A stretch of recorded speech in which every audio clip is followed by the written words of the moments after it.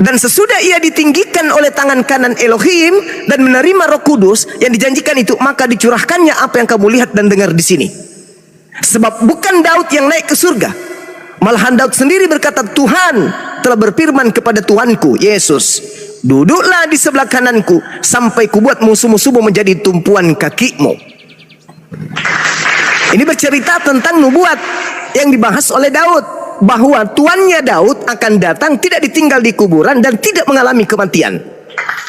Mendengarkan itu, maka orang-orang yang menyalibkan oknum tersebut kemudian menjadi terharu ketika dia katakan dalam 36-nya, di data 36, jadi seluruh kaum Israel harus tahu dengan pasti bahwa Tuhan telah membuat Yesus yang kau salibkan itu menjadi Tuhan dan Kristus. Ini baru diketahui bahwa menjadi Tuhan dan Kristus pada saat sudah penyaliban. Sedangkan yang Anda sembah, Kristus ini nanti dikatakan Tuhan ketika mengalami kematian, ditinggal di alam kubur. Sedangkan yang dinubuatkan Nabi Daud tidak mengalami kematian, tidak berada di alam kubur. Sedangkan yang ada realnya, faktanya mereka telah mengubur dan mereka telah membunuh orang tersebut. Maka apa kata Petrus? Orang-orang Yahudi harus tahu bahwa yang kau salibkan itu telah dijadikan menjadi Tuhan dan Kristus. Apa reaksi mereka? Ketika mereka mendengarkan hal itu, hati mereka sangat terharu. Lalu mereka bertanya kepada Petrus dan Rasul yang lain, apa yang harus kami perbuat, saudara-saudara? Harusnya kalau yang disalibkan ini adalah anak Maria, lalu kemudian mereka terharu, itu nggak nyambung. Harusnya kalau yang mereka salib ini adalah anak Maria, mereka bukan terharu, mereka senang, bahagia, karena ternyata yang kita bunuh ini adalah utusan Tuhan yang sudah dibuatkan oleh Daud. Maka mereka kan terharu, bersuka cita. Tapi ini terharunya karena sedih. Ternyata yang mereka bunuh ini bukanlah apa yang dinubuatkan oleh Nabi Daud. Karena yang dinubuatkan oleh Nabi Daud tidak mengalami kematian dan tidak kemudian ditinggal di alam kubur. Maka apa perintah Petrus? Apa jawab Petrus? Bertobatlah. Bertobatlah. Itu jelas itu. Lalu sebab bagi kamulah janji-janji itu dan bagi anak-anakmu dan bagi orang masih jauh, yaitu sebanyak yang akan dipanggil oleh Tuhan kita. Dan dengan banyak perkataan lain lagi, Petrus memberi suatu kesaksian yang sungguh-sungguh dan ia mengecam dan menasihati mereka. Dia mengecam dan menasihati mereka. Kalau yang mereka bunuh itu sesuai dengan konsep Kristen untuk nebus dosa, kenapa dikecam? Bukankah pembunuh-pembunuh Yesus Kristus itu adalah pahlawan? Dan mereka tidak perlu dinasihati karena mereka adalah pahlawan.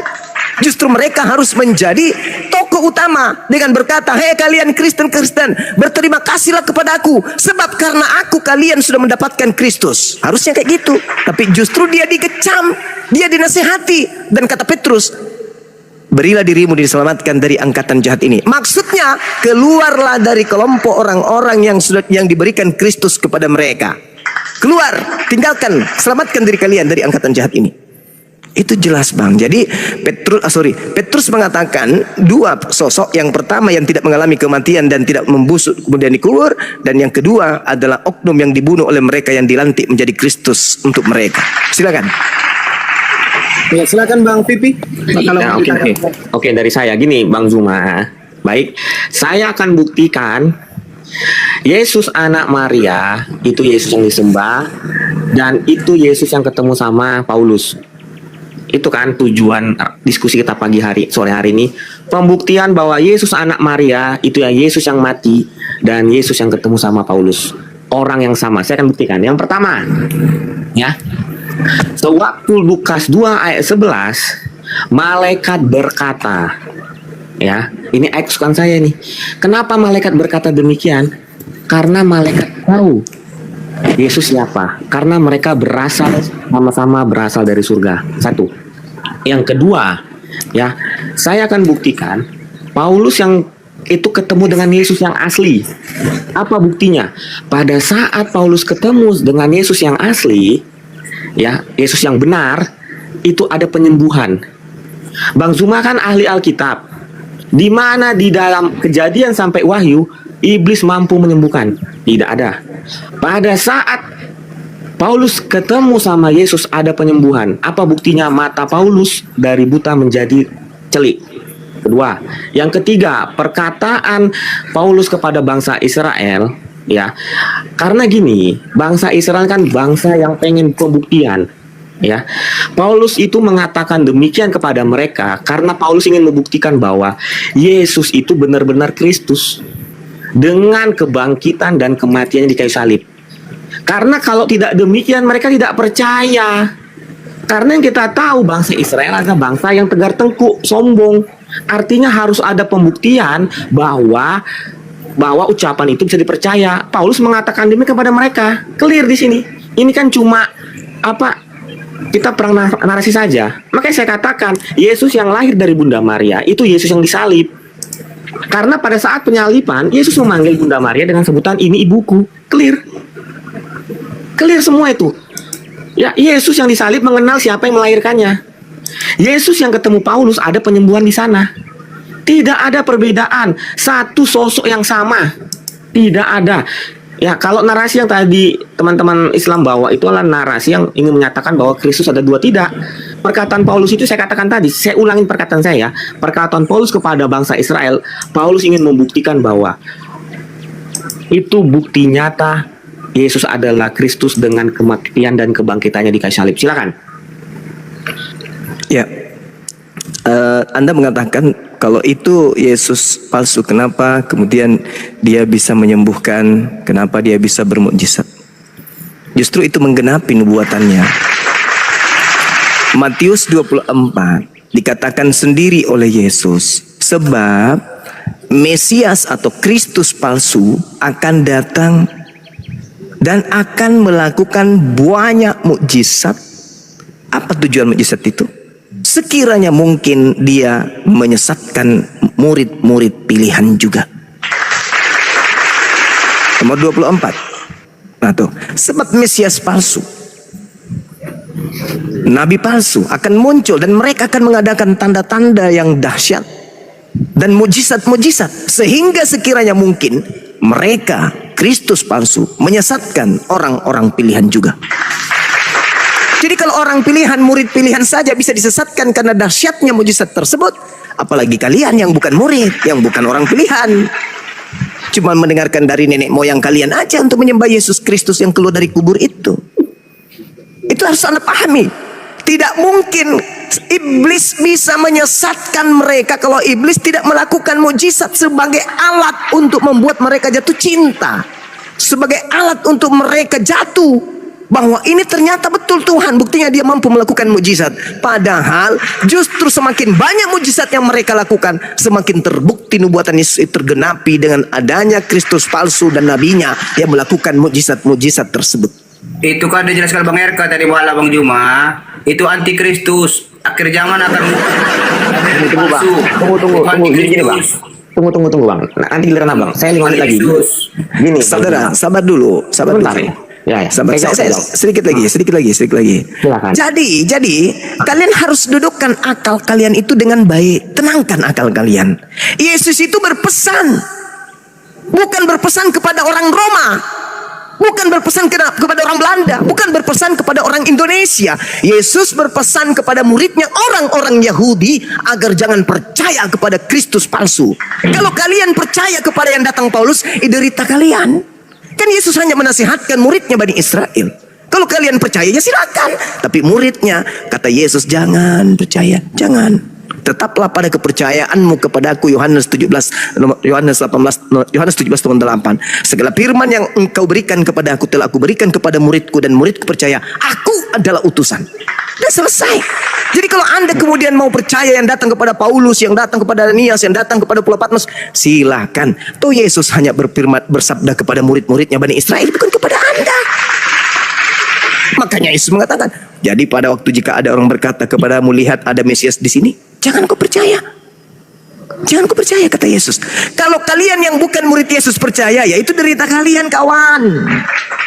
Ini berbicara skala prioritas Yesus dengan muridnya Bani Israel yang bukan Kristen. Sedangkan Kristen ini justru pengikut Kristus yang diminta untuk diwaspadai. Justru kalian menjadi muridnya, pengikutnya, anak-anaknya. Sampai sini paham? Cuma pahamnya Alkitab dulu. Gue jawab. Ntar bang, nanti abang. Gue jawab, gampang itu. Ya. Jadi Bang Zuma ini lupa di ayat Matius tadi dikatakan Nabi dan Mesias palsu. Artinya apa? Yang bisa dilihat orang lain.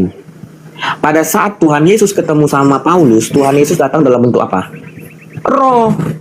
Buktinya apa? Hanya Paulus yang bisa melihat.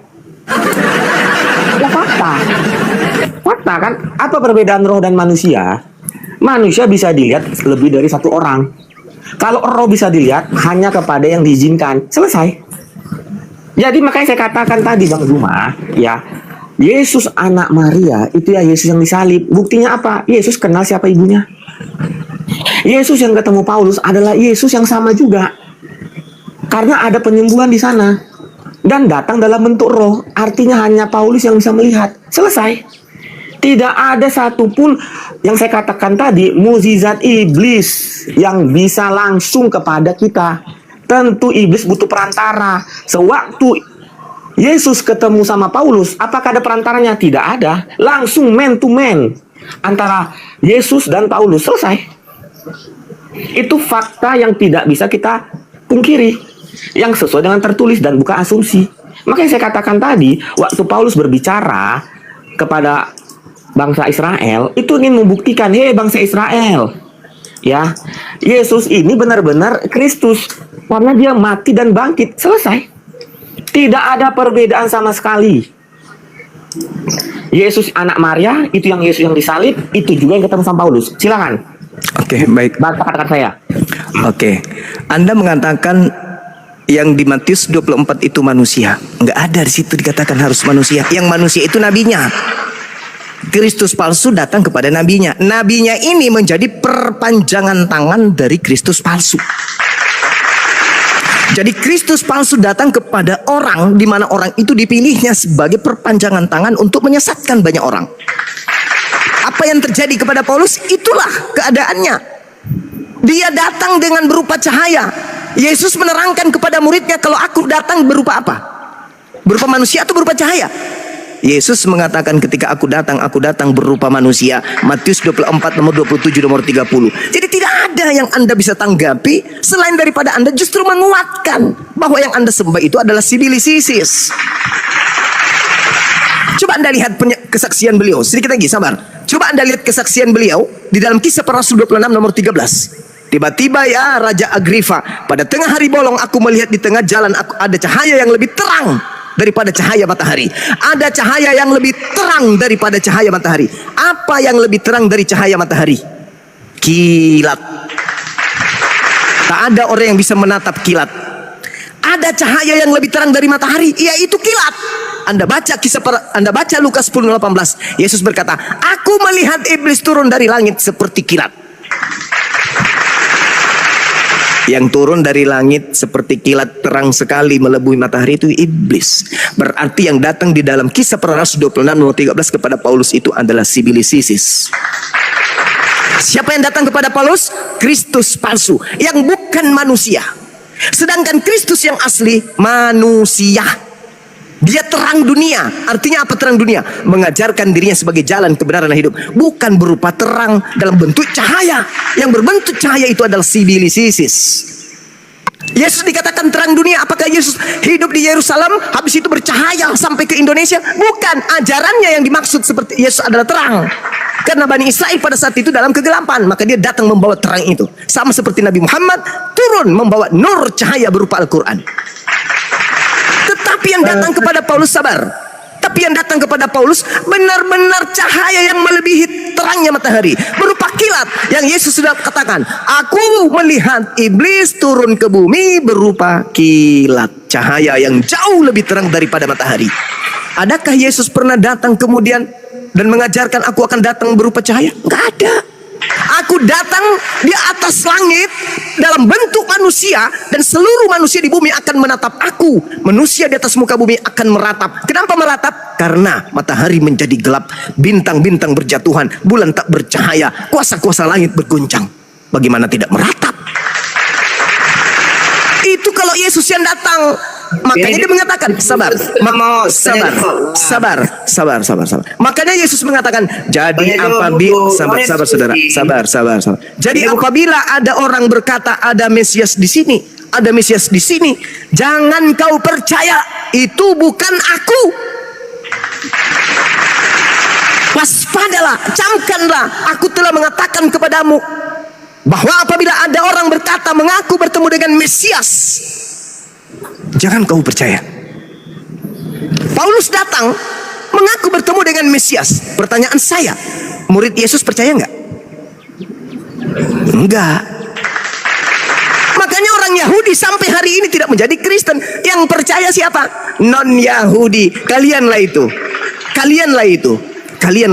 Ingat orang Yahudi teriaknya apa di dalam Kisah Para Rasul 24 nomor 5?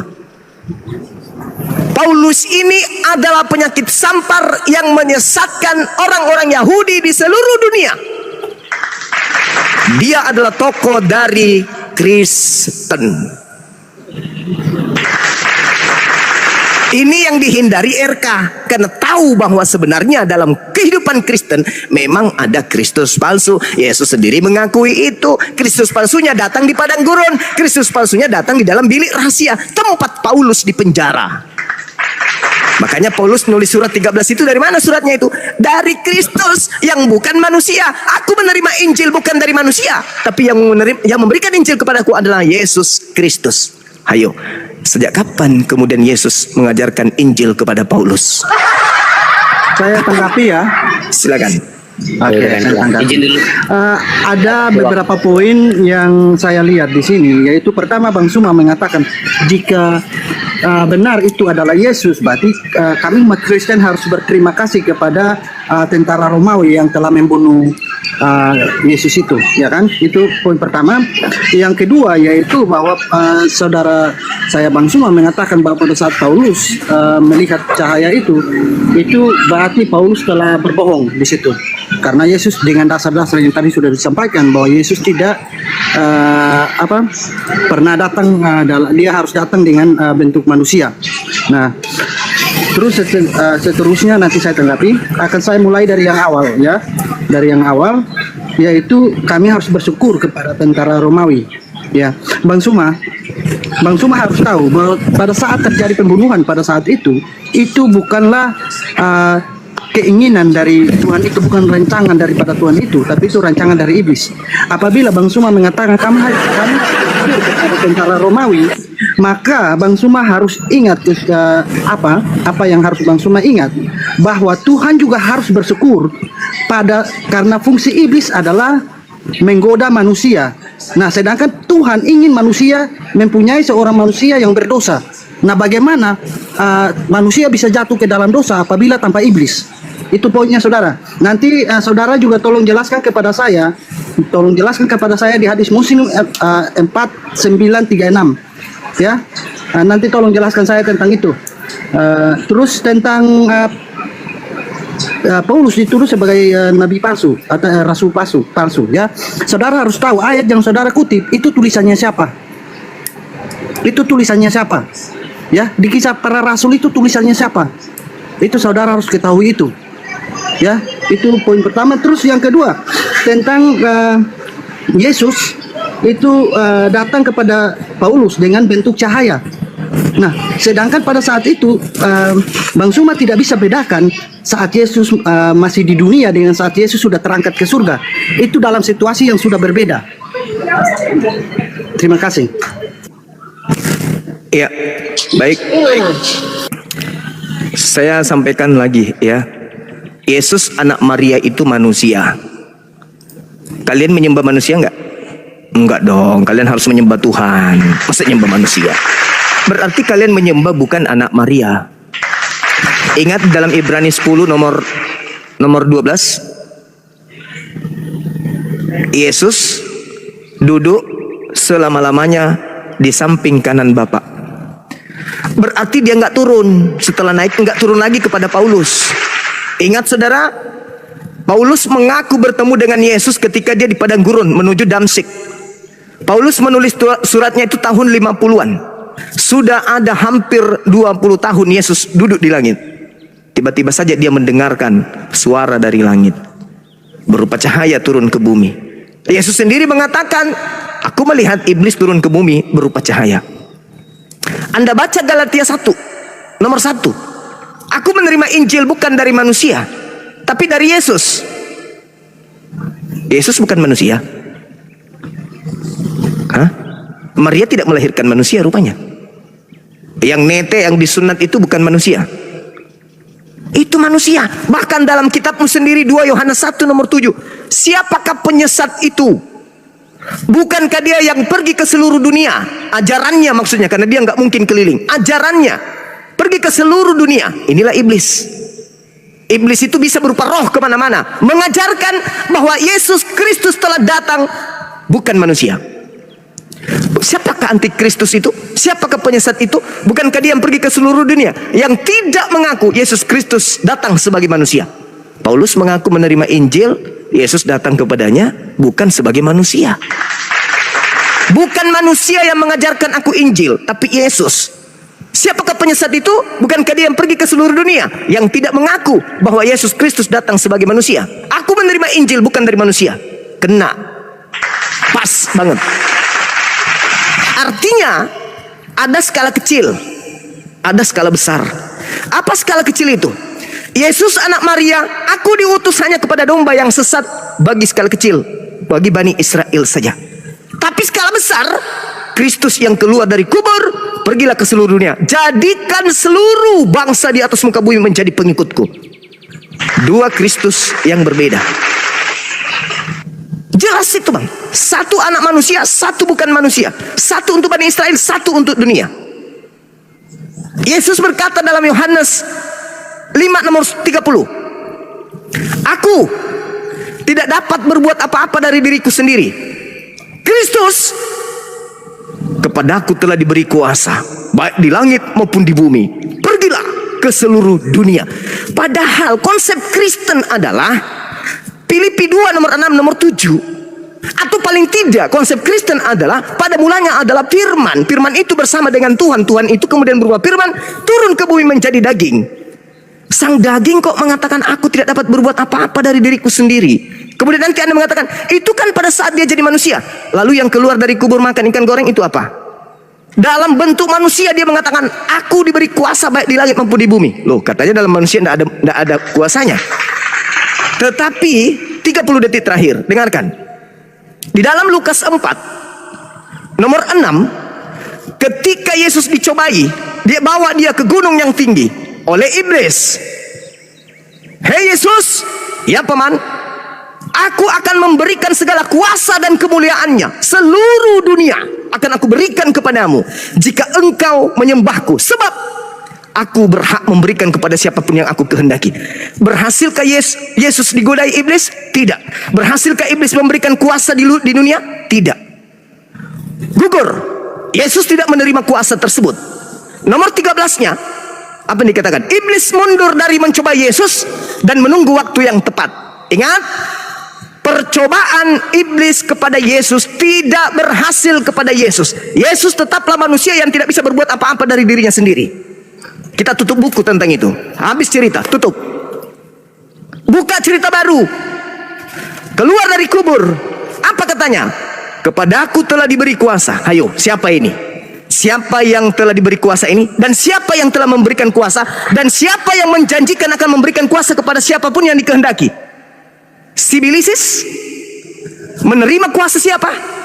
Kristus palsu. Pergi ke seluruh dunia untuk menjadikan orang semua menjadi pengikutnya siapa? Kristus palsu. Siapa pengikutnya? Kristen. Fakta real. Ini yang ditakutkan oleh RK. Kenapa dia larinya ke tema yang lain? Silakan. Oke, biar saya tanggapi jawab ya. ya. Saya tanggapi atau siapa yang tanggapi? Saya tanggapi dulu ya. Bentar, Bang Raffi. Ya. Silakan teman-teman Kristen pilih aja yang mana duluan, silakan. Iya, biar saya tekan dulu ya. Saya melihat dari Bang Juma ini seakan-akan tidak ada yang makna yang kita ambil dari posisi dua sosok ini. Seakan-akan ini udah jadi hambar jadinya kan. Jadi saya bertanya kepada Bang Juma di sini, tentunya setiap dengan apa yang dikehendaki oleh Tuhan Yesus itu, bahwasanya untuk menunjukkan dirinya bahwanya Dia sebagai guru atau sebagai manusia untuk mengajarkan kita dalam perbuatan-perbuatan yang telah ditetapkan oleh Allah itu sendiri. Dan bagaimana caranya menghasilkan buah dengan apa yang membuat kita manusia untuk saling mengasihi satu sama lain. Jangan kita memandang dalam posisi negatif, tetapi kita ambil dari sisi positif. Di antara dua sosok ini tentu kalau memang ada di luar Tuhan Yesus menunjukkan makna dari apa yang telah disampaikan oleh Tuhan Yesus, mungkin bisa kita percayakan. Tetapi karena ini tidak ada makna yang dibuat oleh iblis itu atau sosok yang satu, hanya Tuhan Yesus yang menunjukkan bahwasanya engkaulah menghasilkan buah apa yang telah saya sampaikan. Bukan hanya kita kutip dari kata-katanya itu sendiri, tetapi apa makna dan tujuan dengan perkataan Tuhan Yesus. Jadi kita sebagai manusia yang memahami dari situ. Baik, Pak Pendeta Lia, Pak Pendeta Lia izin, Pak Pendeta tidak nyambung seperti dengar dulu. Dengar dulu. Nanti Dengar dulu poinnya nggak dapat Pak. Sebentar nanti baru Pak bicara lagi. Ya. Jadi tadi Bang Suma tidak menyentuh sedikit pun apa yang saya minta tolong ya. Tadi Bang Suma mengatakan bahwa kami harus bersyukur kepada tentara Romawi karena atas penyaliban itu. Dan secara tidak langsung Bang Suma mengatakan bahwa Bapak itu harus bersyukur kepada tentara Romawi karena sudah mendukung, makanya terjadinya pembunuhan tersebut. Nah, makanya saya bilang, berarti seolah-olah Tuhan ini harus bersyukur juga kepada iblis karena iblislah Tuhan yang manusia berbuat dosa, ya kan? Karena yang berbuat dosa akibat daripada iblis. Bahkan saya minta Bang Suma juga tadi ada data yang saya minta tolong dijelaskan kepada saya itu belum dijelaskan. Nah, terus kita teruskan sampai kepada Bang Suma mengutip di Bani Israel, yaitu aku datang hanya untuk Bani Israel, ya kan? Nah, sedangkan pada saat itu Bang Suma tidak melihat bahwa pada saat disampaikan itu Yesus belum terangkat ke surga, ya kan? Yesus belum selesai misinya. Terus tentang ikan goreng, itu kan masih dalam tahap manusia. Dalam tahap manusia. Parames izin saya Kak Parames kasih kesempatan untuk teman-teman Kristen yang lain, mungkin ada yang bisa menyentuh poin dari apa yang disampaikan oleh Bang Zuma. Silakan Pak. Bentar Bang, gantian lagi, silakan. Terlalu jauh juga ya teman-teman ya. Artinya tadi saya perhatikan Pak Rames ini Tuhan harus bersyukur. Artinya di mana ini iman Kristen ini Tuhan harus bersyukur? Mau bersyukur kepada siapa Tuhan? Ya harus pahamin ini ya. Saudara tidak Jangan paham juga kalimat saya, saudara. Saudara, Enggak, saudara tadi telinganya di mana? Saya mau tanya sama Bapak, saya. Pak. Saya Kristen. Saya mau tanya sama iman-iman Kristen, apa di mana Tuhan bersyukur, Pak? Kata Bapak dari tadi Tuhan Saya bersyukur. bilang tadi Bang Suma bilang kan harus bersyukur pada tentara Romawi karena atas karya tentara Romawi makanya terjadi penyaliban. Anda yang tidak dengar narasi orang sehingga Anda Udah cukup Bang Rames. Silakan Bang pilihan. Makanya kalau Bang Suma sampaikan dicatat biar ingat. Iya Bang. Saya tanggapi. Silakan Bang pilihan ditanggapi. Kalau bisa teman-teman Kristen sentuh poinnya ya, silakan. Ya, Bang Juma di sini dikatakan ada dua Kristus, ya. Artinya Mesias palsu itu berarti merujuk kepada dua Kristus yang berbeda. Kalau kita melihat dari bagaimana ajaran Paulus, harusnya hanya Paulus yang mengatakan itu, ya, Bang Juma. Tetapi bukan hanya Paulus yang menyatakan bahwa Yesus itu menderita di kayu salib. Markus, Lukas, Injil Matius di sana mengatakan bahwa Yesus tersalib, menderita. Bahkan di dalam Yesaya jauh sebelum Perjanjian Baru yang ditulis oleh para sahabat Rasul, para Rasul, di sana dikatakan bagaimana di dalam Yesaya 7:14 dikatakan tentang lahirnya Raja Damai, dan di Yesaya 9 ayat yang ke-6 sampai 7 dikatakan di sana tentang hamba Tuhan yang menderita. Jadi kalau Bang Juma bilang, oh ya Yesus yang dibuat oleh sama Paulus itu adalah Mesias palsu, tetapi penyalibannya divalidasi, diakui. Paulus menulis tentang Yesus yang menderita di kayu salib, begitupun para rasul yang lain yang menuliskan. Artinya kitab Yohanes, kitab Markus, Lukas itu kan bukan Paulus yang menulis. Kok bisa sama sepakat artinya bahwa Yesus itu menderita di kayu salib? Nah ini kan jelas fakta. Bahkan ini jauh dinubuatkan oleh Yesaya, hamba Tuhan yang menderita, Raja Damai ini. Nah saya akan melakukan mirroring Bang Juma. Jika Bang Juma bilang di dalam Alkitab ini bahwa di dalam Alkitab ini ada dua sosok Kristus, saya juga akan melakukan yang sama kepada Islam. Ada Isa yang diserupakan dan kemudian tidak mati, ada Isa yang mengalami kematian. Maka di dalam Al-Quran dijelaskan di dalam surat Al-Imran ayat yang ke-55. Sebentar saya bukakan. Ali Imran ayat yang ke-55 ya. Di sana dijelaskan bahwa Isa mutawafika berasal dari kata wafat. Jadi ada dua sosok yang berbeda.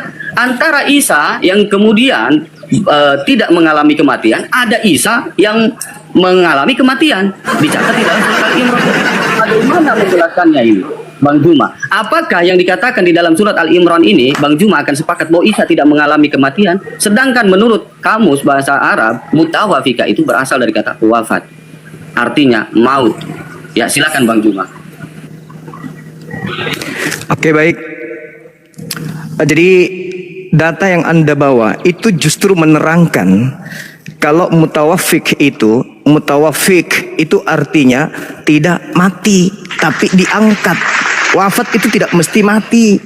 Coba Anda lihat kemudian di dalam Al-Quran di surah Maryam ayat 33 atau di Al-An'am ayat 60. Di dalam Al-Quran surah Al-An'am juga sama.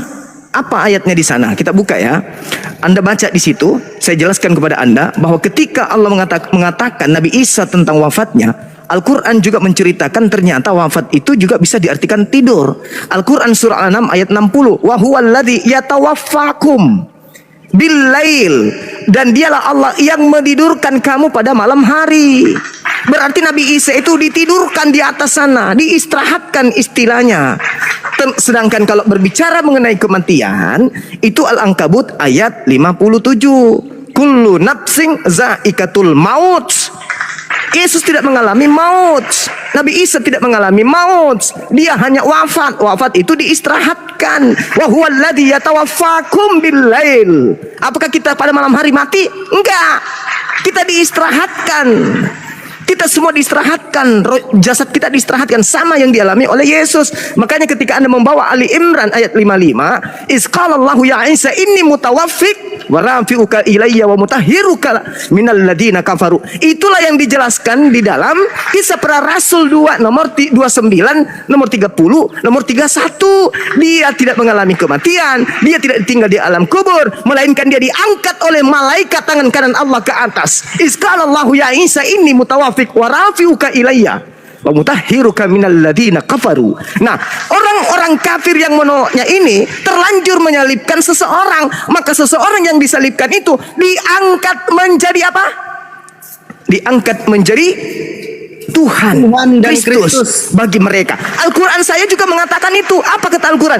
Innahu yarakum huwa kabiluhu min haitsu la taranahum inna ja'alna syayatin awliya'a lilladina la yu'minun. Sesungguhnya aku menjadikan iblis itu sebagai Tuhan bagi orang-orang yang tidak beriman. Makanya orang yang menyalibkan Yesus itu terharu dan kemudian diminta oleh Petrus, segeralah kalian selamatkan diri kalian dari angkatan jahat ini. Jadi apa yang diterangkan oleh Yesus, apa yang diterangkan oleh Petrus itu seirama, bahwa karena ucapan mereka membunuh Yesus, membunuh Isa alaihissalam, menyalib Isa alaihissalam, maka aku hukum mereka. Sebenarnya yang mereka salib itu bukan kemudian Nabi Isa alaihissalam, tapi orang yang diserupakan. Karena dia melakukan itu, maka aku hukum. Apa hukumannya? Apa hukumannya? Aku jadikan iblis untuk menjadi sembahan mereka. Orang Israel semua harus tahu bahwa Yesus yang kau salibkan itu telah dijadikan menjadi Tuhan dan Kristus bagi kalian. Iblis yang kalian sembah bukanlah anak Maria. Demikian. Di sini saya bawa data. Saya minta penjelasannya dulu tentang yang Sebentar, tadi. di sini saya bawa data. Artinya dari sejak kapan Bang Juma Sebentar kata dulu, wafat saudara. itu merujuk Sebentar dulu. kepada bobo, Saya potong Bang Rames kata, menit dulu. kata wafat sejak kapan di dalam bahasa Arab itu merujuk kepada bobo, Bang Juma. Nih, ini Anda silakan baca, dibaca ya. coba Anda Dibesarkan. baca Al-Quran surah Al-An'am. Baca wafat atau maut. Wafat, maut nggak ada kata bobo, maut yang meninggoy. Data yang Anda bawa, data yang dibawa ini dari AI, Bang. Jangan buat malu Kristen yang lain lah ya. Kalau bisa data yang primer. Tahu nggak data primer? Apa data primernya ya? Bang. Satu aja tunjukkan dalam kata Al-Quran surah Al-An'am ayat 60. Wa huwa alladhi yatawaffakum bil-lail wa ya'lamu ma jarahtum bin-nahar. Jelas itu ayatnya. Dan dialah yang menidurkan kamu pada malam hari dan dia mengetahui apa yang kamu kerjakan pada siang hari. Surat apa Bang Juma? Al-An'am ayat 60. Al-An'am ayat yang 6. Lagian Al-Quran surah Maryam ayat 33 itu masa-masa Yesus masih bayi. Semoga disejahterakan atasku pada saat aku dilahirkan, pada saat aku diwafatkan. Di sini ya Bang Juma sebentar. Di sini saya kat di dalam surat yang Bang Juma bilang surat Al-Maidah. Al-An'am ayat 60. Al-An'am ayat 60. Oke. Iya. Al-An'am. Bentar. Kita cross check dulu ya. Silakan. Ya Bang Suma, saya minta penjelasannya dulu tentang alasan Bang Suma kenapa sehingga kami disuruh bersyukur kepada tentara Romawi. Oke, saya jelaskan. Tentara Romawi terjadinya pembunuhan. Oke, saya jelaskan. Nanti tolong jelaskan saya di hadis Muslim ya, hadis Muslim 4936. Apa Makasih. itu? Hadis berapa? Hadis Muslim, Iya. hadis Muslim 4936. Makasih. Oke.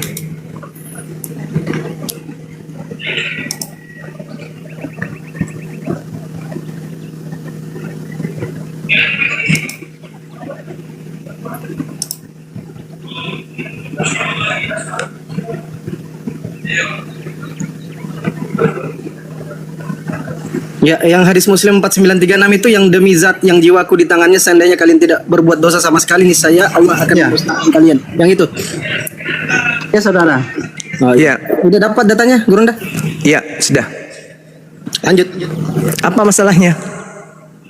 Enggak, karena kalau tentang itu saya minta penjelasan aja. Kalau tentang yang Jangan dicampur adukkan dulu, Bang. mengucap syukur kepada tentara Romawi yang Bang Suma tundukkan kepada saya minta alasannya itu apa? Karena yang Kalau di yang hadis kami itu imani, tidak ada Tuhan hubungannya tidak dengan pernah data kita ini. menciptakan kejahatan. Tema kita hadis itu. Di situ Mungkin Bang hadis. Rames saya cut dulu ya karena ini tidak sesuai dengan apa yang kita Ya, sedang bahas. kamu Jangan dalami keluar- aja kata fayaghfiru lahum. Anda pahami aja dulu di situ bagaimana Yesus ketika mengajarkan bertobat. Itu bercerita tentang pengampunan atas dosa-dosa. Nah, sekarang kita masuk pada tema. Kenapa orang Kristen harus berterima kasih kepada iblis? Pertama, iblis merasuki Yudas. Kedua, iblis membisi tentara Romawi. Membisi kemudian imam kepala, mahkamah agama, orang-orang Farisi. Untuk apa? Untuk melakukan kesaksian-kesaksian palsu dan tipu muslihat. Untuk menjerat Yesus agar Yesus itu mati. Yesus yang asli tidak mati, tidak mengalami kematian. Jasadnya tidak ditinggal di kubur. Dan dia punya tubuh tidak binasa. Oke? Yang binasa ini adalah yang dihasilkan dari upaya-upaya iblis untuk menjerat Yesus. Digantikan oknum lain. Itu makanya mereka dikatakan apa? Orang Israel semua harus tahu bahwa apa? Yesus yang kau salibkan itu telah diangkat menjadi Tuhan bagi kalian. Menjadi Kristus. Jadi seluruh kaum Israel harus tahu dengan pasti bahwa Elohim telah membuat Yesus yang kamu salibkan itu menjadi Tuhan. Ingat saudara, saya ulang lagi. Di situ ada Elohim menjadikan yang disalibkan menjadi Tuhan. Sekarang ada berapa Tuhan? Ada dua. Elohim Tuhan yang asli, yang satu Tuhan Tuhanan. Tuhan junjungan bagi orang kafir. Makanya Al-Quran saya mengatakan yang tadi. Inna ja'alna syayatin awliya'a lilladzina la yu'minun. Sesungguhnya aku telah menjadikan iblis sebagai Tuhan bagi orang-orang yang tidak beriman. Jadi yang kalian jadikan Tuhan itu adalah manusia lantikan yang menjadi Kristus setelah dia keluar dari kubur. Makanya Yesus mengatakan dia akan menyesatkan banyak orang. Kalau Yesus pembohong, berarti tidak ada banyak orang yang sesat mengaku pengikut Kristus. Faktanya di dunia ini 2 miliar lebih orang. Angka 2 miliar itu bukan angka sedikit. 2 miliar orang disesatkan dengan mengikuti Kristus palsu sesuai dengan nubuatan Yesus. Kalau Kristen hari ini bukan penggenapan dari nubuat Yesus yang ada diterangkan dalam Matius 24 nomor 4 nomor 5, mana pengikut Kristus yang banyak itu? Mana pengikut Kristus palsu yang banyak itu? Ada? Tidak ada. Satu-satunya kandidat di atas muka bumi ini yang menggenapi Matius 24 nomor 4 nomor 5 hanya Aliteng. Jadi kalian adalah pengikut Kristus yang sudah dibuatkan Yesus sebagai palsu. Sedangkan Bani Israel, murid-muridnya yang asli, mereka adalah orang-orang Nasrani.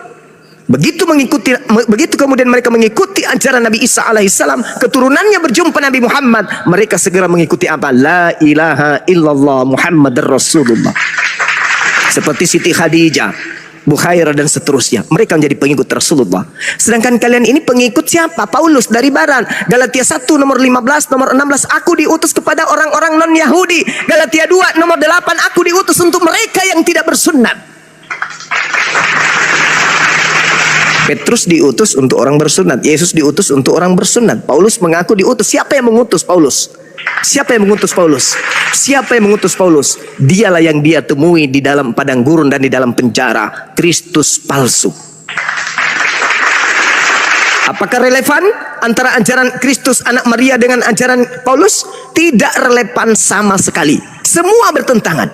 Yesus mengajarkan hidup kekal itu adalah mereka mengenal Engkau satu-satunya Tuhan yang benar dan mengenal Yesus sebagai apa? Sebagai utusan. Tetapi Paulus mengajarkan apa? Yesus adalah Tuhan yang datang dalam rupa manusia, kemudian mati menebus dosa orang-orang Kristen, bangkit kemudian menjadi Tuhannya orang Kristen. Itu ajaran Paulus. Sama enggak dengan ajaran Kristus yang asli Bani Israel? Tidak sama. Ajaran Yesus yang asli tidak Natalan. Ajaran Yesus yang asli tidak makan babi. Ajaran Yesus yang asli tidak ibadah minggu. Ajaran Yesus yang asli bersunat. Ajaran Yesus yang asli ibadahnya sabat. Ajaran Yesus yang asli menyembah Tuhannya Abraham, Ishak dan Yakub. Ajaran Yesus yang asli kitabnya adalah Tanak. Sedangkan Kristen hari ini, semua yang diajarkan Yesus itu tidak mereka lakukan. Bahkan yang mereka lakukan adalah tradisi Romawi, tradisi Yunani, menghantarkan mereka sebagai penganut agama pagan yang membungkus diri mereka dengan ajaran Yesus dengan mengambil terjemahan-terjemahan kitabnya orang Yahudi. Begitu masuk ke Indonesia, si pagan membungkus diri mereka dengan ajaran Islam dan mereka nampak ke Islam-Islaman. Dipanggillah Tuhannya dengan sebutan Allah, disebutlah kitabnya dengan sebutan Alkitab. Penampilan mereka ke Islam-Islaman. Ini fakta real bagaimana iblis masuk ke ranah sampai kepada ranah anak cucu Adam dengan menampilkan hal-hal yang baik tapi semu palsu. Carikan saya Kristus palsu yang memiliki banyak pengikut. Carikan saya, temukan itu. Kalau bukan Kristen hari ini, tolong tunjukkan kepada saya Kristus yang punya banyak pengikut. Mana pengikutnya, apa nama kelompoknya, apa nama ibadahnya, siapa nama Tuhannya, dan apa yang mereka lakukan. Tunjukkan kepada saya, sekali aja. Kalau bukan Kristen, siapa kandidatnya? Kalau tidak ada, tinggalkan agama kalian. Kenapa? Karena Yesus ternyata pembohong, pendusta. Ternyata nggak ada Kristus palsu itu. Ternyata nggak ada pengikut Kristus palsu yang banyak itu. Karena tidak ada faktanya. Kecuali Anda ingin menerima dengan legowo bahwa apa yang disampaikan oleh Bang Suma itu adalah benar. Yesus menubuatkan datangnya Kristus palsu dan pengikutnya itu banyak. Dan satu-satunya kelompok di atas muka bumi ini, garis kiri, adalah Kristen yang menjadi pengikut Yesus palsu. Kalau bukan Kristen dan bukan yang mereka sembah itu palsu, tolong tunjukkan siapa pengikut Kristus palsu itu yang banyak itu mana. Saya rindu untuk melihat itu. Silakan. Gue jawab Bang. Gue jawab. Oke, ya. Yang pertama, kata Tuhan Yesus kan banyak orang, bukan terbanyak. Mari kita survei pengikut di dunia ini yang percaya Tuhan Yesus banyak orang atau terbanyak? Terbanyak percaya Tuhan Yesus. Percaya Tuhan Yesus. Clear. Ya, kita pahami pengikut Yesus di dunia ini terbanyak atau banyak orang. Kita bedakan Bang Zuma, narasi terbanyak itu artinya nomor 1. Banyak orang arti nomor 2. Ya, agama mana di dunia ini nomor 2? Silakan jawab. Yang kedua, tadi saya sudah katakan Zuma, dari Kejadian sampai Wahyu, buktikan iblis bisa membuat kesembuhan.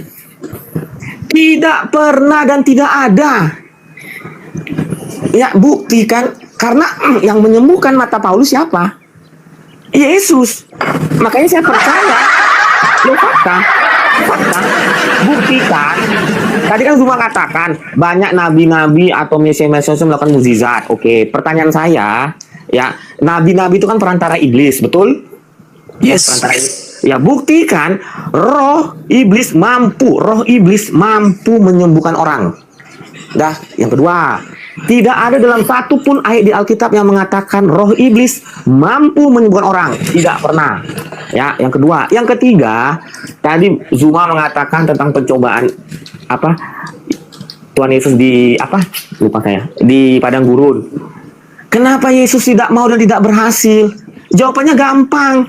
Karena Yesus tidak percaya perkataan iblis. Kalau Zuma percaya perkataan iblis bahwa iblislah mempunyai kerajaan di dunia ini, berarti Bang Zuma sama seperti iblis.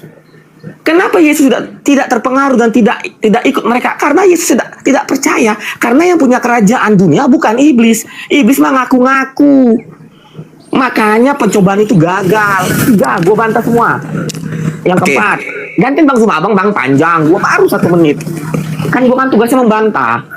Oke, udah 3 saya bantah. Yang keempat, kalau tadi perkataan Yesus tentang nabi-nabi palsu, kita pahami. Ya, apa perkataan Yesus? Orang yang pengikut Yesus sejati adalah orang yang mau menderita atas namanya. Pertanyaan saya, Zuma, Paulus menderita nggak atas nama Tuhan Yesus? Menderita. Apa buktinya? Dia itu dari pejabat menjadi orang-orang yang dicari sama kerajaan. Orang gila mana Zuma mau merelakan jabatannya untuk menghilangkan jabatannya untuk sesuatu yang tidak dia percaya. Paulus itu posisinya tinggi bos, tapi dia tinggalkan semua hanya untuk mengikut Tuhan Yesus.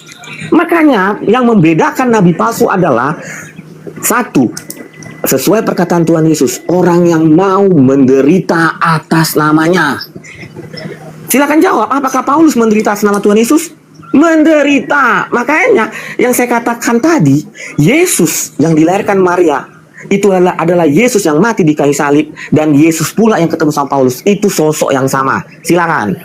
Oke, baik. Tugas Anda adalah membantah, tugas saya menyadarkan Anda.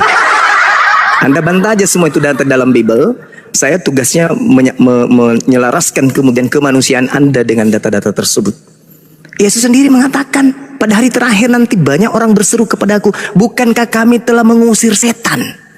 Bukankah kami telah bermukjizat? Yesus katakan apa? Enyahlah daripadaku, kalian semua adalah pembuat kejahatan. Jadi kalau Anda punya akal sehat, orang yang diusir dengan tuduhan pembuat kejahatan, itulah orang-orang yang melakukan mukjizat. Anda ingin cari mana dalam kitab Kejadian sampai kitab Wahyu ada setan bisa bermujizat menyembuhkan orang? Yesus menjawabnya.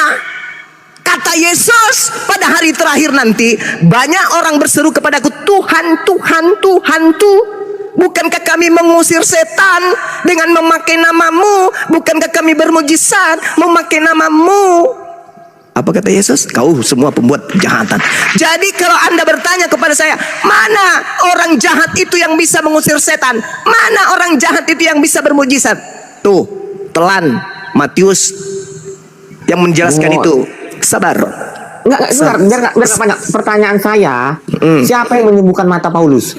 Itu Anda baca. Yang tadi yang saya terangkan. Sabar, Anda terangkan tadi. Yang saya terangkan tadi apa? Orang yang bernubuat Kristus palsu. Saudara, ini waktu saya.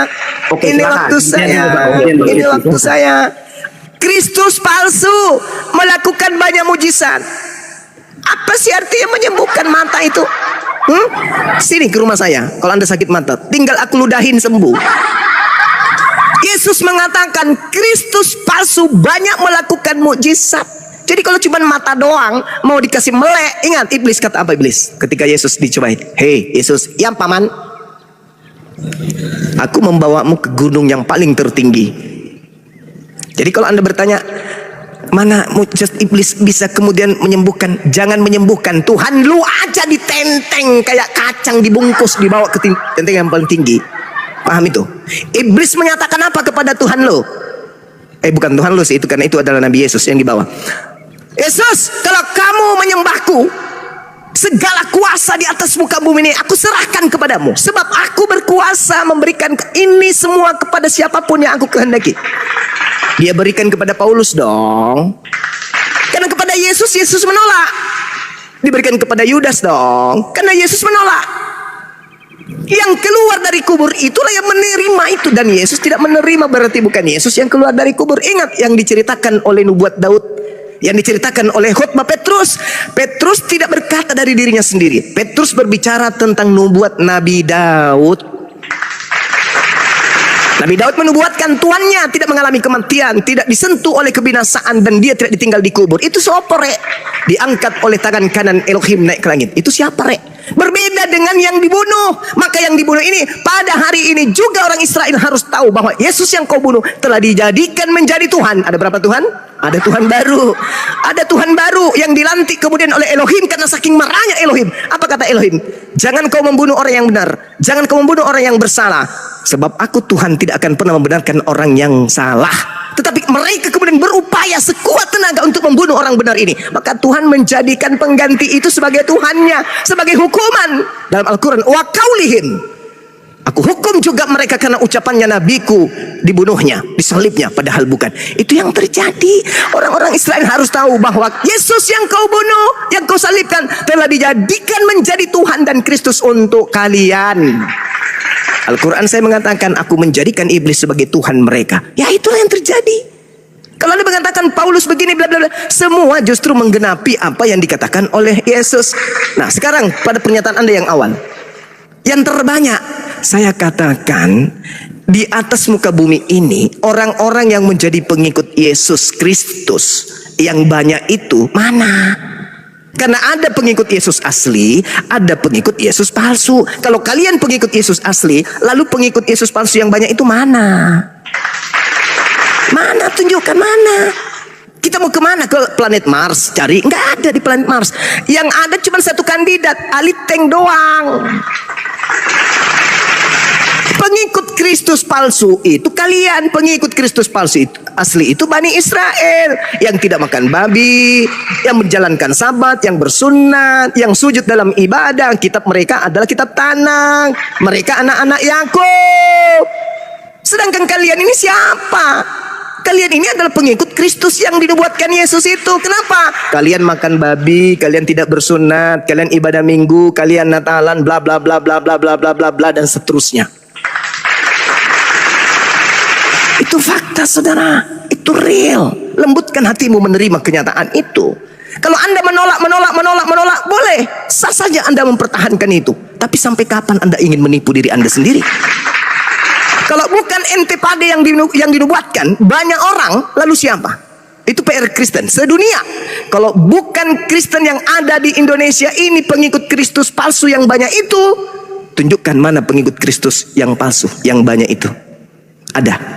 Sedangkan sabar. 10 detik terakhir. Sedangkan Yesus mengatakan pada hari terakhir nanti aku akan mengusir mereka dan berkata, enyahlah daripadaku, aku tidak mengenal kalian, kalian semua adalah pembuat kejahatan.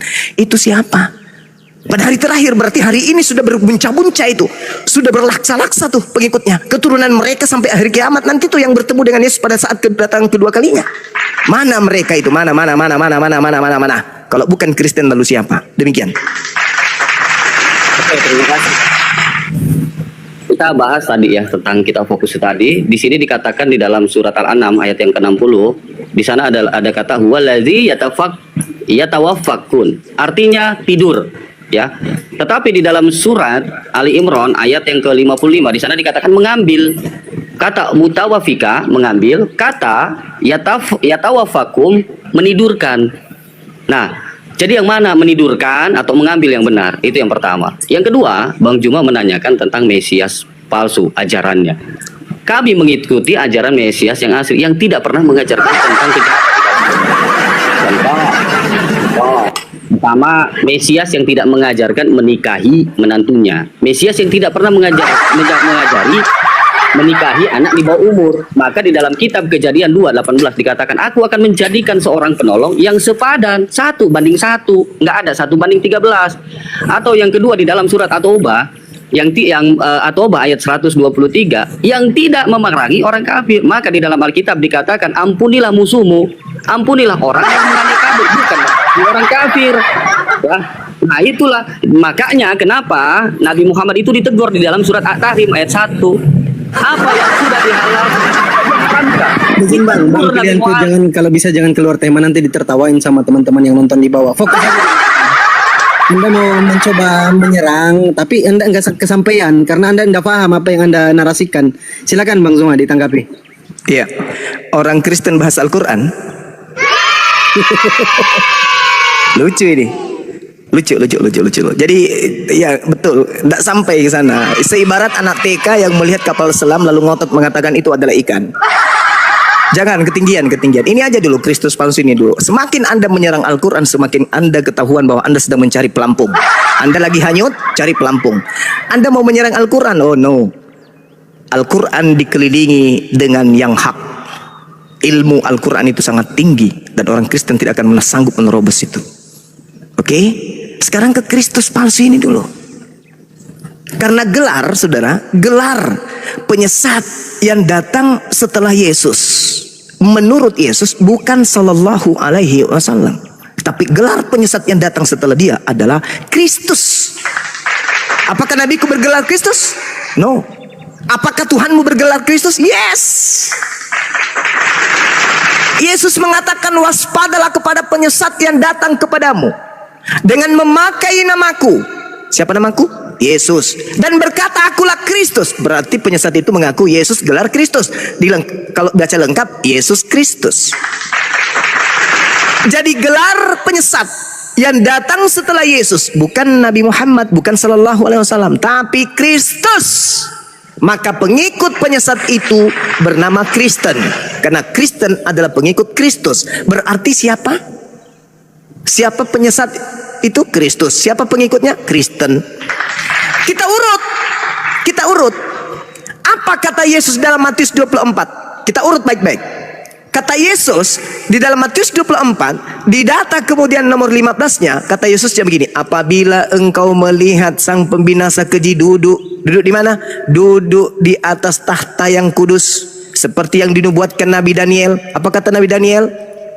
Penyesat itu akan memutarbalikkan hukum Tuhan. Apakah itu terjadi? Terjadi. Paulus memutarbalikkan semua firman Tuhan yang datang kepada Bani Israel melalui Yesus. Jadi apabila kamu melihat pembinasa keji berdiri di depan kudus, kamu di situ siapa? Bani Israel. Yang hidup di mana? Hidup di Israel. Dengan siapa? Dengan Yesus. Kok jadinya ke abad Nabi Muhammad? Apabila kamu melihat pembinasa keji berdiri di atas tempat yang kudus. Apa tempat kudus itu? Gelar yang suci. Apa gelar suci itu? Rasul. Itu. Siapa yang dilihat kemudian duduk di tempat suci ini? Oleh murid-murid Yesus angkatan pertama, abad pertama. Nabi Muhammad atau Paulus? Paulus. Dia akan duduk di situ, wah, seakan-akan orang suci dia. Seakan-akan dia adalah orang-orang utusan Tuhan, utusan Sang Maha Tinggi. Padahal Yesus mengatakan dia adalah pembinasa keji. Kok lari mas? Berarti ada pembinasa keji yang bertopengkan gelar suci. Siapa itu?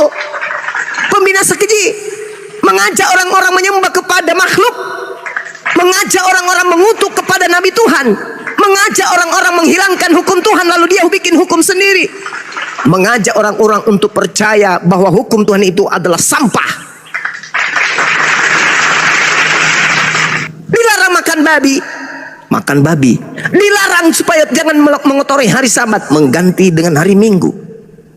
Jangan kau menambahi, jangan kau mengurangi, bikin buku sendiri 13 buku. Jangan kau racuni, jangan kau ganggu, kuduskanlah hari Sabatku. Diganti pula hari Sabat itu jadi Minggu.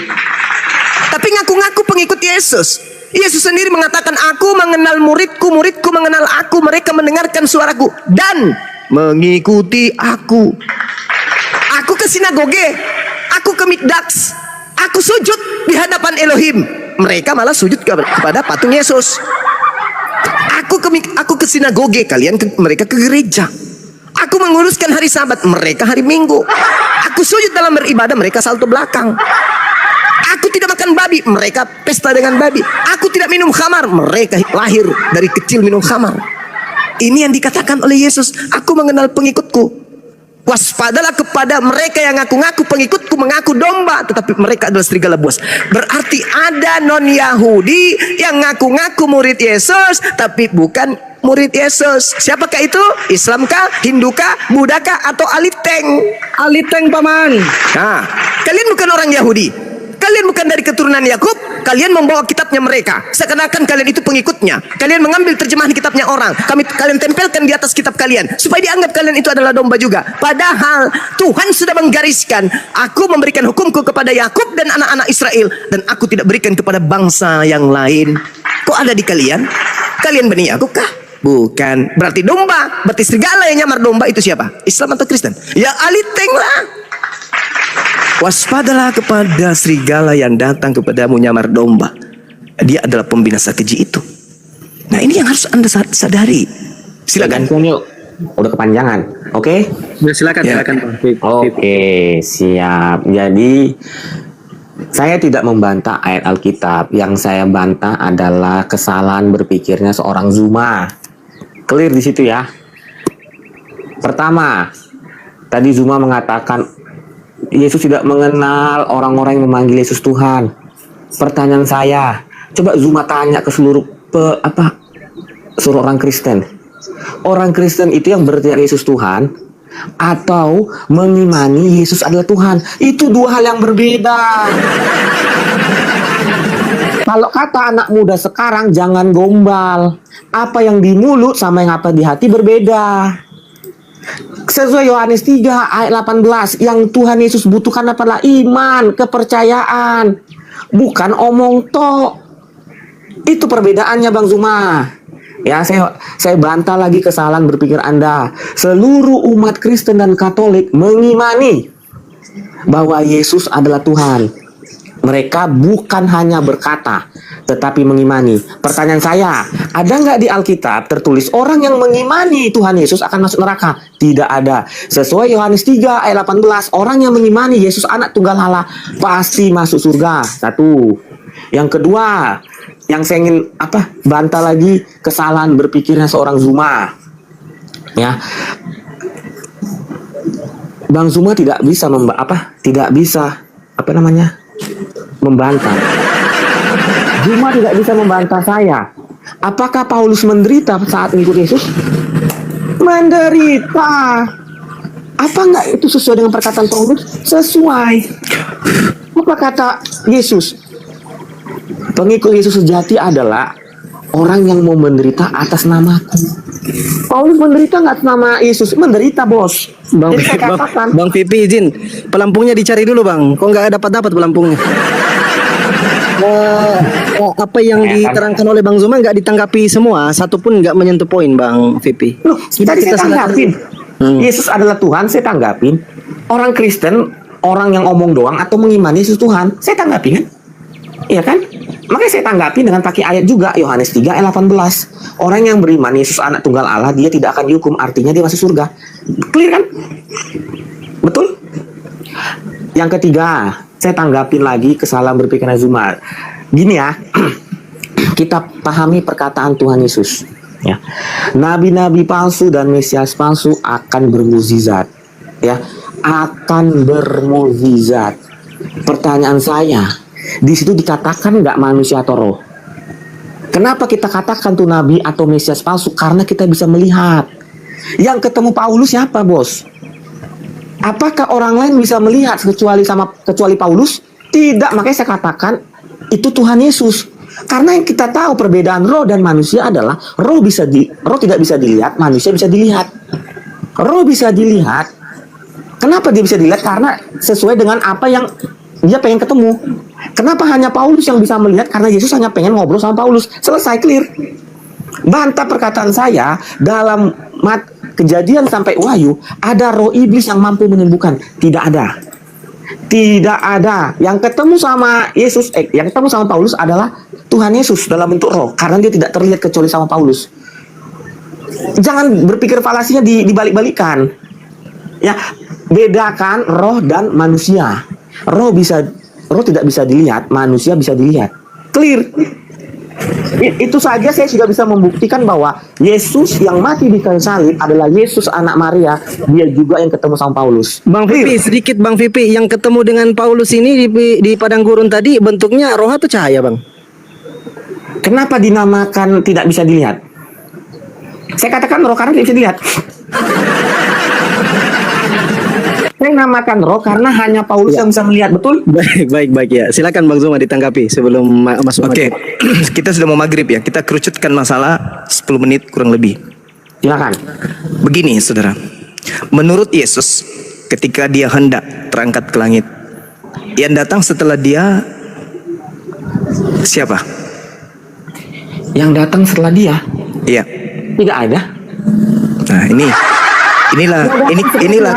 inilah kecacatan berpikir, karena orang Kristen itu hanya modal percaya doang, tidak belajar tentang Bible. Siapa yang datang juru selamat selain Tuhan Yesus? Silakan. Oke, saya jawab ya. Yesus berkata begini, adalah benar jikalau aku pergi. Ayatnya. Sebab Yohanes 14 nomor 16. Anda baca. Baca dulu sebelum saya ajarin Anda. Silakan. Saya baca ya. Ya. Aku akan minta kepada Bapa dan Ia akan memberikan kepadamu seorang penolong yang lain supaya Ia menyertai kamu selama-lamanya. Saya ulang roh pertanyaan. kebenaran. Ayat 17 nya dikasih tahu. Yaitu siapa roh kebenaran? Silakan. Ya, yang membawa roh kebenaran, Ya. bukan roh kesesatan, ya. Betul, roh kebenaran. Silakan. Ya, roh kebenaran. Jadi seorang kan? Roh. Seorang itu bukan manusia.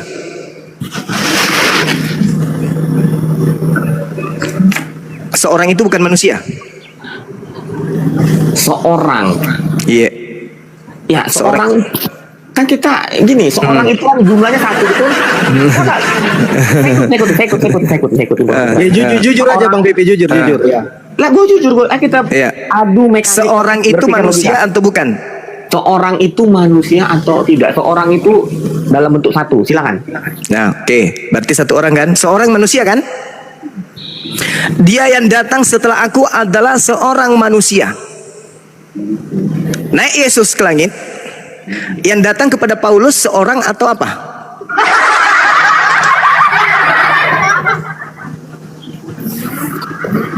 Ada komporter ya.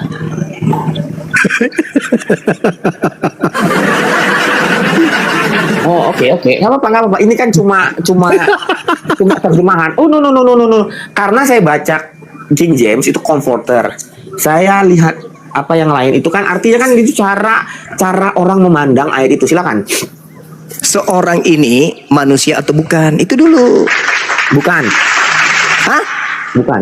Bukan seorang. Bukan manusia. Iya, bukan. Yohanes 14 ayat 16 kan. Anda katakan apakah dia manusia atau tidak kan? Saya bilang tidak. Iya. Silakan. Jadi itu bukan seorang.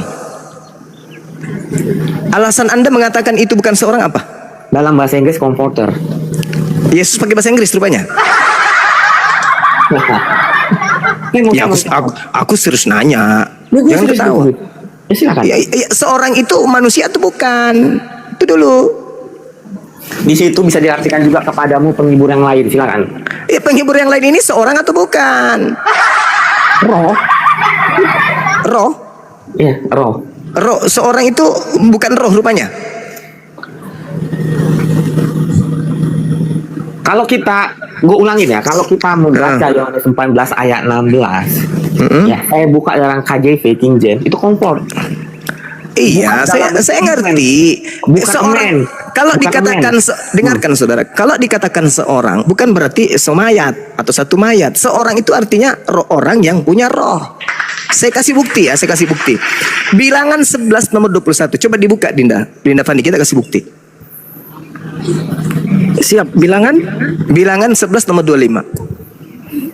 pakai sabda aja atau paralel? Terserah. Supaya teman kita ini bisa melihat dengan jelas. Bilangan Apa itu seorang?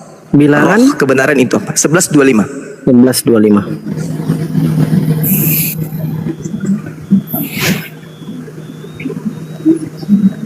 Oke. Dibaca.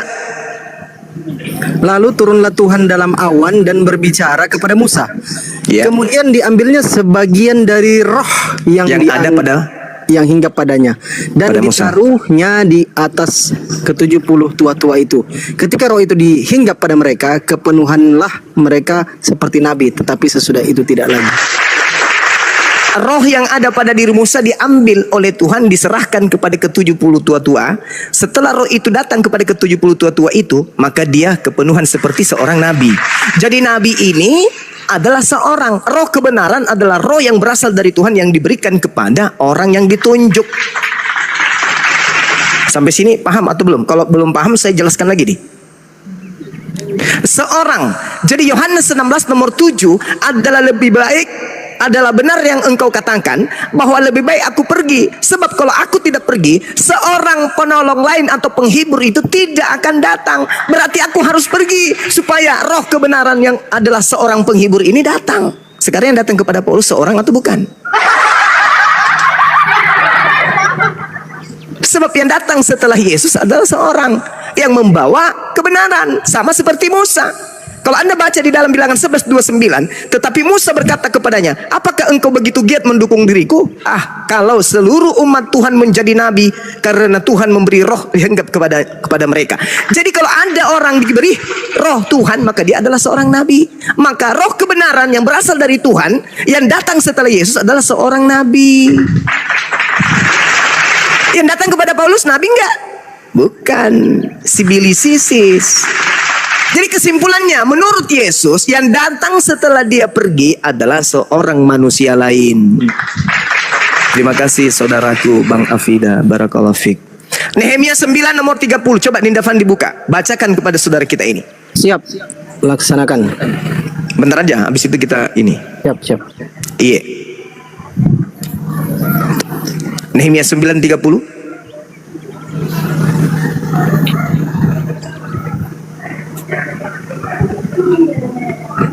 Baca. Baik. Namun bertahun-tahun lamanya engkau melanjutkan sabarmu terhadap mereka. Dengan rohmu engkau memperingatkan mereka, yakni dengan perantaraan para nabimu. Jadi roh di situ adalah nabi. Roh sama dengan nabi. Roh kebenaran adalah seorang nabi yang membawa kebenaran. Roh kesesatan adalah seorang nabi palsu yang membawa titah setan. Itulah nabi palsu yang membawa roh setan. Kalau roh kebenaran adalah seorang nabi yang membawa kebenaran. Baca Nehemia 9:30, dalami baik-baik. Saya ulang. Namun bertahun-tahun lamanya engkau melanjutkan sabarmu terhadap mereka dengan rohmu. Dengan rohmu engkau memperingatkan mereka, yakni dengan perantaraan para nabimu.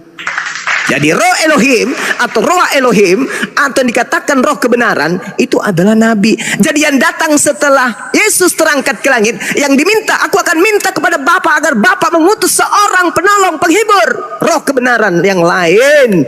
Yesus berdoa agar didatangkan sosok nabi. Wa isqala Isa bin Maryam ya bani Israel inni rasulullah ilaikum musaddiqan lima baina yadayhi minat Taurah wa mubasysyiran bi rasul ya'ti min ba'di ismuhu Muhammad. Maaf, Nabi Muhammad. Jelas. Jadi yang datang setelah Yesus seorang nabi, bukan cahaya. Akulah Yesus Kristus yang kau aniaya. Sinden. Bukan itu.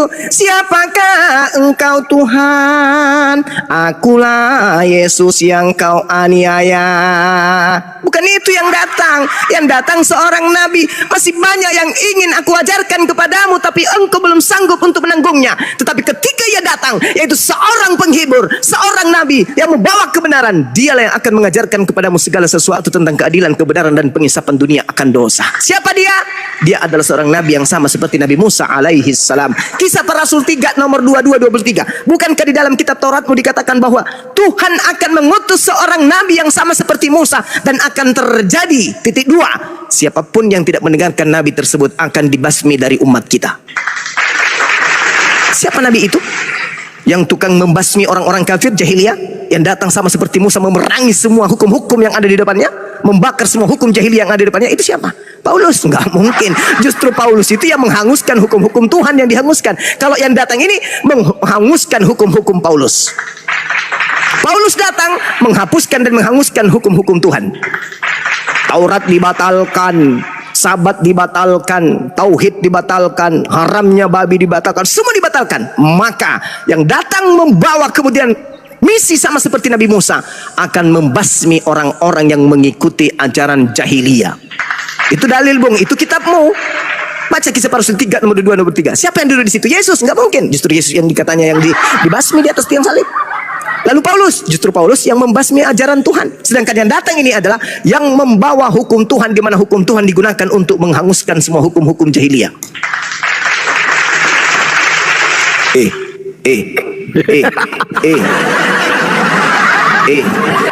Kakak, gimana ini? Ini kan maghrib, kita tutup nanti lepas Isya baru kita buka atau kayak mana, Bang Zuma? Karena nggak ada kawan-kawan dari waktu Indonesia Barat ini, wilayah waktu Indonesia Barat. Ustadz Kang Dito, Bang Ardi nggak ada.